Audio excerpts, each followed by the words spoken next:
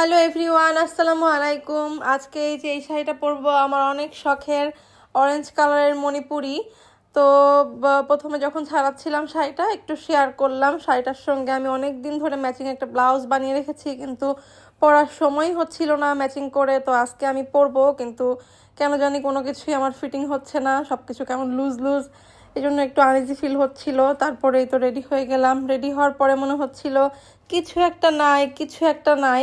পরে মনে হলো আমি আসলে টিপ পরিনি, তো পরে ছোট্ট একটা গ্রিন কালারের টিপ পরে নিলাম। তো টিপ টিপ পরে রেডি হওয়া যখন শেষ, হাতে একটা গ্রিন কালারের হালকা একটা চুড়ি পরলাম, একদম কাপড় দিয়ে আর কি তৈরি করা, আমার নিজে হাতে এটা তৈরি করেছিলাম অনেক শখ করে। তারপরে তো বের হয়ে গেলাম। বের হয়ে তো এখান থেকে আবার ববি আর তার মেয়েকে পিক করলাম। তো তারপরে এই যে আমরা ঢাকা শহরে জ্যাম ঠেলে চলে যাচ্ছি। এত বেশি রোদ ছিল, রোদে পুড়তে পুড়তেই পুরো গিয়েছি পুরো পথ। তারপরে তো পৌঁছে গেছি এই গভীর অরণ্যে। নেক্সট ব্লগে বলবো কোথায় গিয়েছিলাম।